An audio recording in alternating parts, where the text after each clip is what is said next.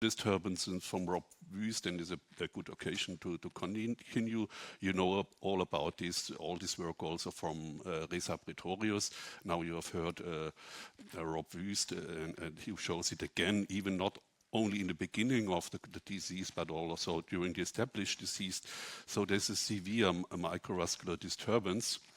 And you can imagine the muscles and brain, they can raise their blood flow, the muscle 30-fold, and also brain has to strongly rise its perfusion. And you can imagine if you have microvascular dysfunction, a musculoskeletal muscle cannot raise blood flow 30-fold.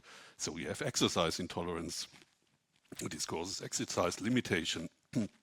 But what perfusion disturbance always causes is a rise in intracellular sodium.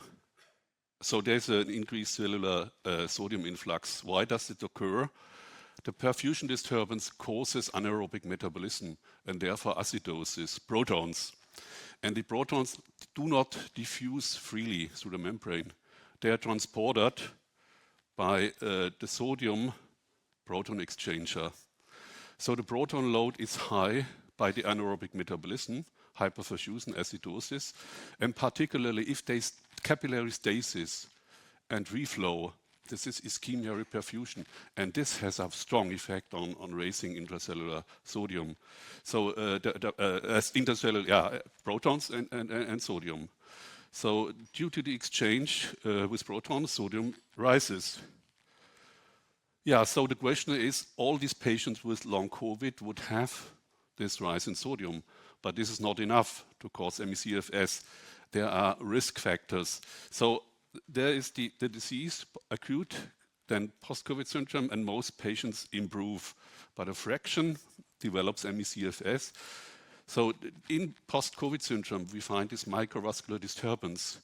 In ME/CFS, additionally, a mitochondrial disturbance develops. And of course, these base membrane thickening, things like that. So there are risk factors. There's a lot of risk factors. So mitochondrial dysfunction additionally develops. Why does it develop? So I have to introduce the next transporter. And this is the sodium pump, the sodium-potassium ATPase. Sodium is exported by the sodium pump, but apart from this, the main function of the sodium pump is to generate the physiological action potential and excitability. There is no excitability neither in nerves nor muscle without the sodium pump, without the sodium-potassium ATPase. So there would be no muscle force without proper function of the ATPase. For instance, if you inhibit this in vitro with digoxin or awabain, you completely lose power. So the question, why is it disturbed? Why could this function be disturbed? So the sodium pump requires 10 to 20-fold stimulation, increase in activity during exercise. And it has a high ATP consumption. The only hormonal stimuli during exercise are beta-2 adrenergic receptors, but you know we have autoantibodies against these beta-2 receptors, and they show a high tendency for desensitization by a high sympathetic tone. We know this from heart failure, also from experimentation, that these receptors desensitize quickly if adrenaline is continuous, peripheral adrenaline is continuously high.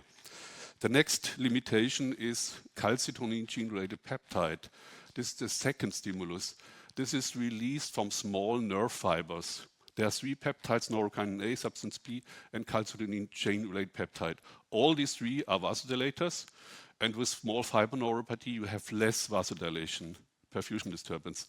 And calcitonin gene-related particularly important since it's the second stimulus after beta-2 adrenergic receptor stimulase. So with this dysfunctions, you have not a proper, an insufficient stimulation of the sodium pump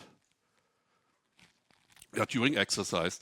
And you can show this. Carmen Scheibenbogen at the Charité performed a study, lower leg, during exercise, and they measured with MRI, sodium MRI, they measured sodium content in the skeletal muscle.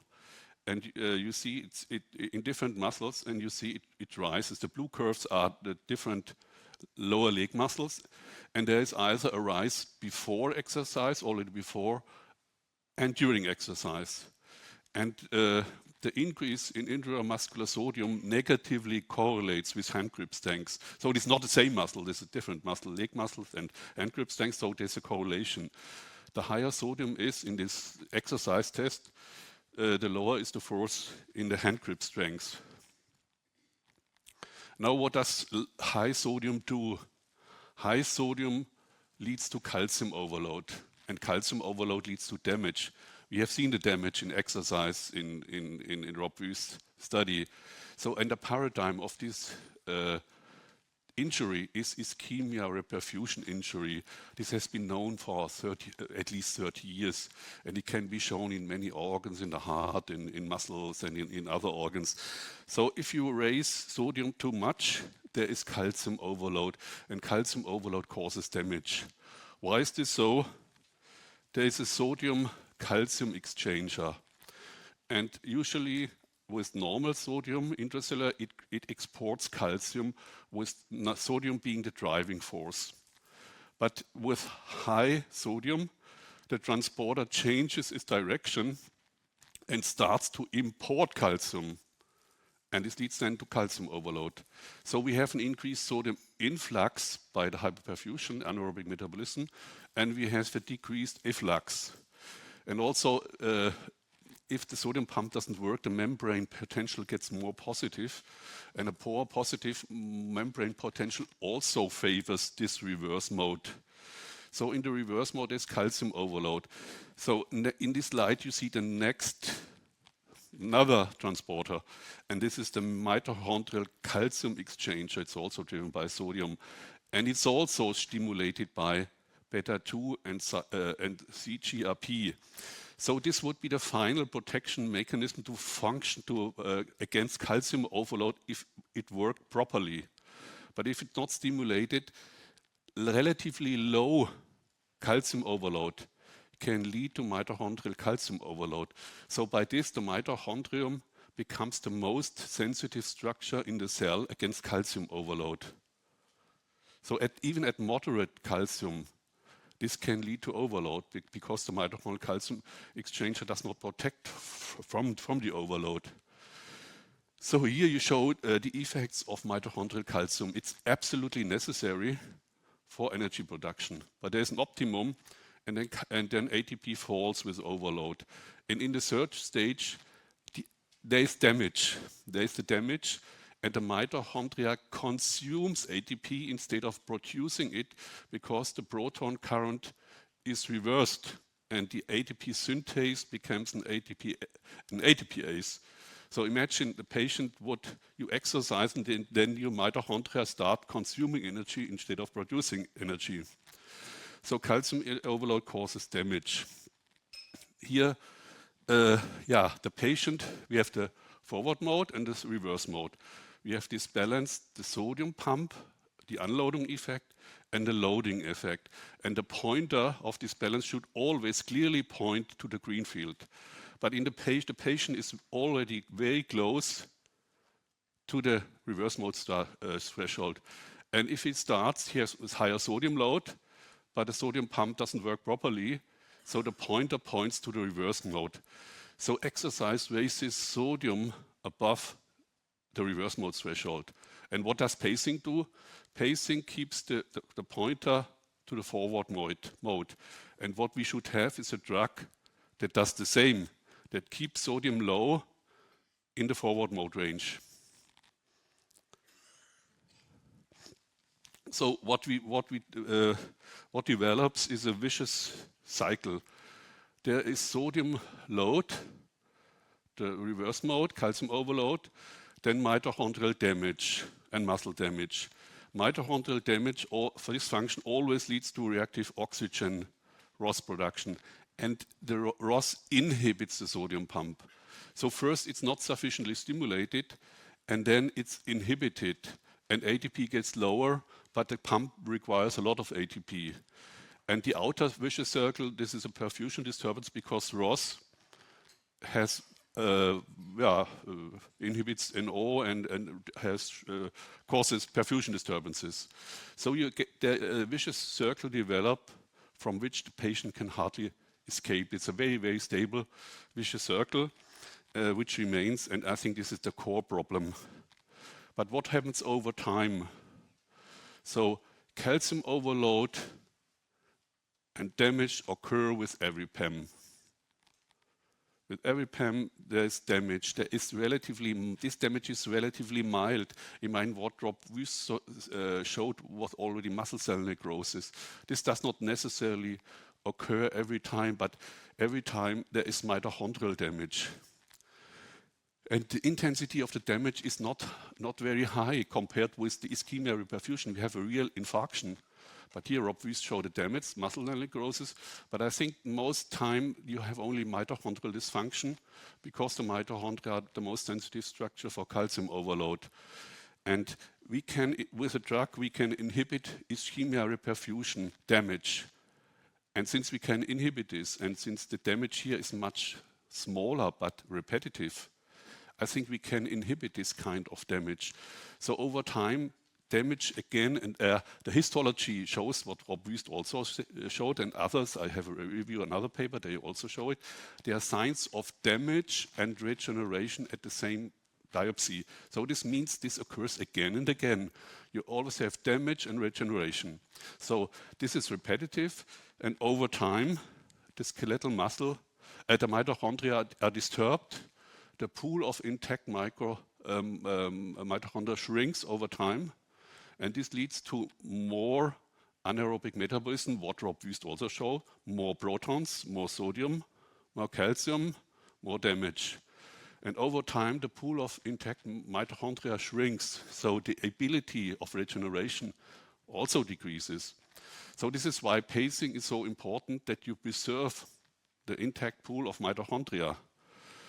So what we can do therapeutically with our concept I show later on, we can inhibit the damage, the damaging mechanism, so the mitochondria can spontaneously recover. Of course, in a severe patient, they probably recover from a relatively low level, but mitochondria can divide like bacteria, so they can recover, but you have to take away the damage. So this is an overview of the studies, the skeletal muscle studies. First, you have the clinical signs. You have fatigue, exhaustion. You have loss of grams and clinical, and you have skeletal muscle force test. You have weaker force, and they even correlate. The loss of force correlates with symptoms and prognosis. In the endurance test, the CPET test, you have this anaerobic metabolism, early appearance of lactate, diminished oxygen uptake, which is of course indicative of either basement membrane diffusion problem or mitochondrial dysfunction, but you find the mitochondrial dysfunction in vitro in the studies. There's an electron microscopic study from Jürgen Steinacker's group in Ulm, which clearly shows the mitochondrial damage. And he says in the severe case, in the severe patients, he hardly finds an intact mitochondrium. So mitochondrial damage has been shown, and and imaging studies show the sodium, high sodium, and studies of the past, they show pH changes, strange pH changes in which I said there's a problem with protons. So there is clear evidence of an acquired myopathy, clear evidence of myopathy. Now this is a CPET study,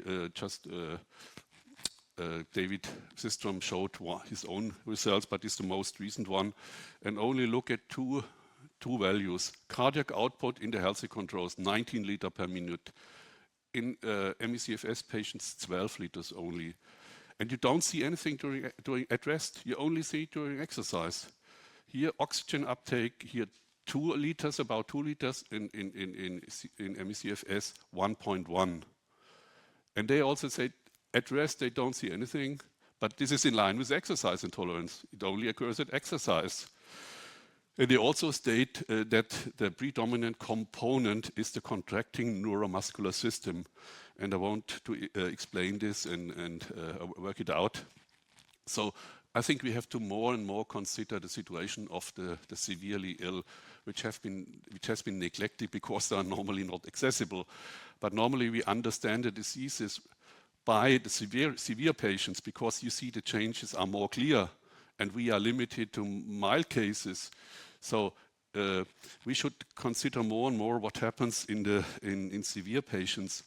Why are they bedridden? Of course, because skeletal muscle weakness, symptoms, myasthenia, fasciculation, cramps, etc. There's severe orthostatic intolerance, and I think it's a risk factor, a primary risk factor for ME/CFS. For instance, in the severely ill, cerebral blood flow decreases already at 20 degrees of head-up tilt already.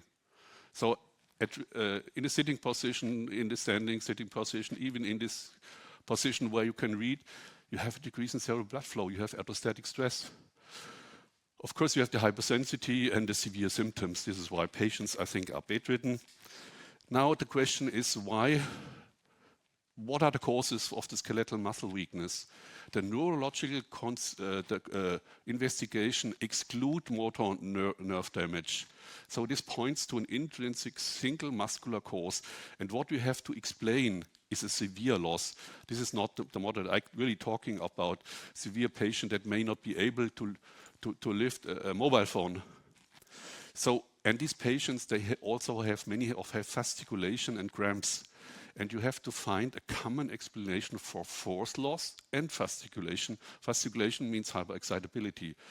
So we have talked, Rob Wüst has talked about the inactivity, and they don't find atrophy. So this is what this head doesn't told us, but in the paper, and others also report there's no atrophy.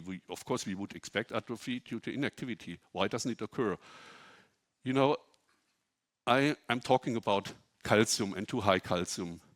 But calcium signaling is an hypertrophic signal.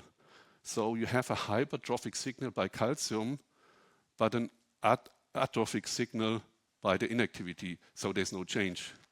So I think this calcium counteracts the atrophy that would normally occur. There's ideas about central fatigue, but what would central fatigue do? It would spare muscle, not cause damage. It would have a pacing-like effect. You would do less. You would not overexert. And I think it cannot explain strong loss of force. There is skeletal muscle and skeletal muscle damage. We don't know the damage in the severely ill patients. We need the biopsy to see. I think there is damage and it contributes, but it doesn't fully explain this strong loss of force. Of course, the lack of energy to mitochondrial dysfunction and perfusion plays a role, but this is then loss of endurance, loss of force endurance, but no loss of force, let's say, with the first few contractions, the first after a rest. This means really total loss of force, not of endurance. And there are, I think, electrophysiological causes that leads to insufficient excitation and recruitment of muscle fibers. And this can explain a strong loss of force and fasciculation with the same mechanism. So I come back to the sodium potassium pump. This pump generates the excitability. And without proper function, you don't have a proper excitability and propagation of the axial potential and no proper recruitment, simultaneous recruitment of skeletal muscle. So even in healthy people that make a strong exercise, the sodium pump is not sufficiently active, and then sodium accumulates in the cell, potassium is lost and accumulates in the extracellular space, and the gradient of potassium is disturbed, but this determines the action potential. So we have depolarization. And during depolarization, part of the sodium channels enters into the inactivated state and is lost. So excitability is reduced. So we always think loss of force is due to an energy deficit, but here it's due to is due to an electrophysiological deficit. So I already mentioned, if you inhibit the sodium pump by warfarin, you lose force immediately. So I think, yeah, the sodium pump is very important. It's not activated during exercise by beta-2 dysfunction.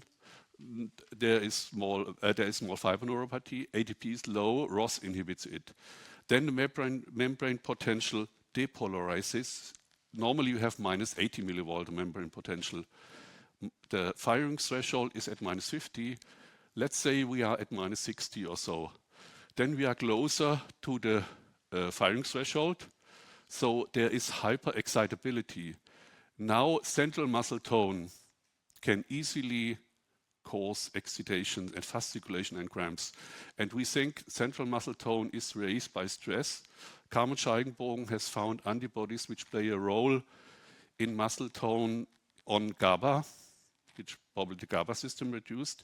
And they also found autoantibody against the alpha-C receptor, which would raise noradrenergic tone. And the TRPM3 dysfunction is probably also present in the brain, not also in leukocytes. TRPM3 dysfunction would reduce GABA because it's involved in GABA secretion. So central muscle tone is increased.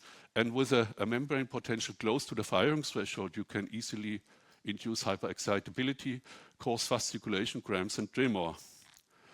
And of course, I mentioned the force. If with depolarization, part of the sodium channel is in the inactivated state, so it doesn't contribute to the action potential and you have less recruitment of fibers.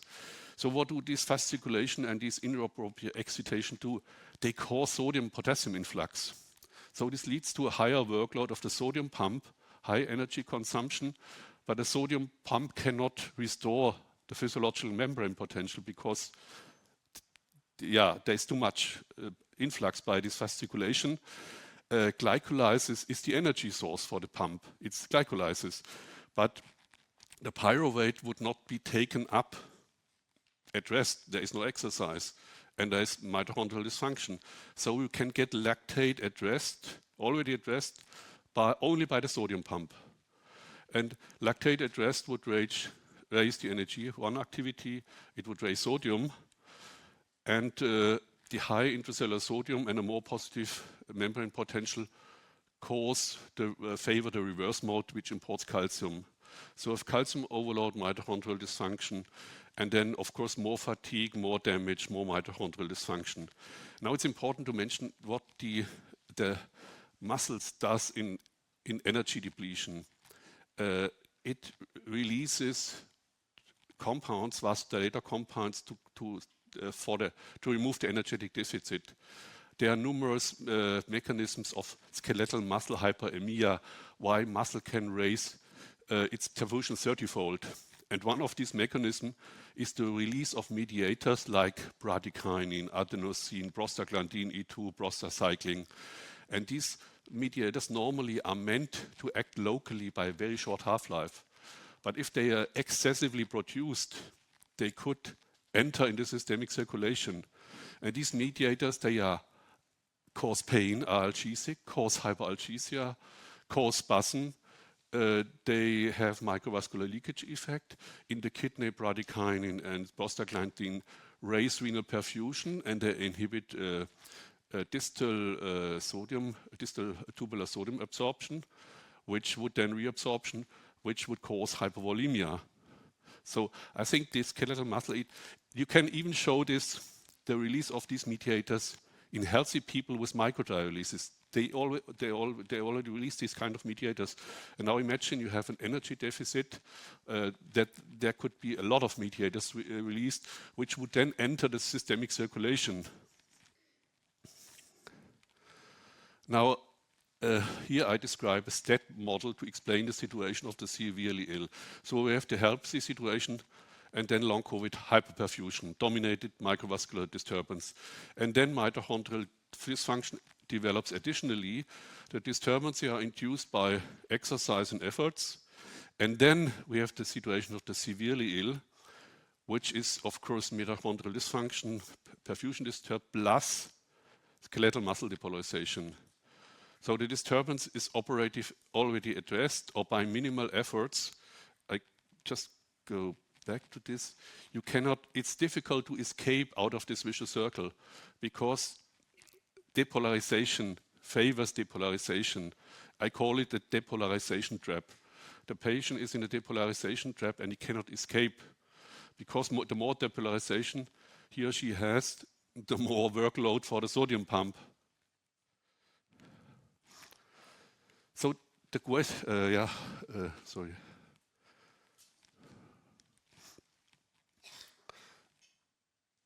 So this, of course, even addressed, and of course you can also explain by this why mental stress can cause muscle symptoms, because the firing, the membrane potential is close to the firing threshold. And now we consider the situation of a patient who is in a has moderate but has a longer phase of PEM. He may also be in this phase of depolarization, but he can improve and get out of it, while the severely ill cannot. Interestingly, a group in France found EMG changes after exercise, only after exercise. And they found half of the patients had these M-wave changes.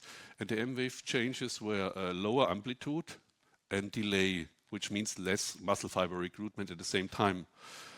And interestingly, these patients with these M-wave changes, they had lower hand grip strength, baseline, and they had more symptoms.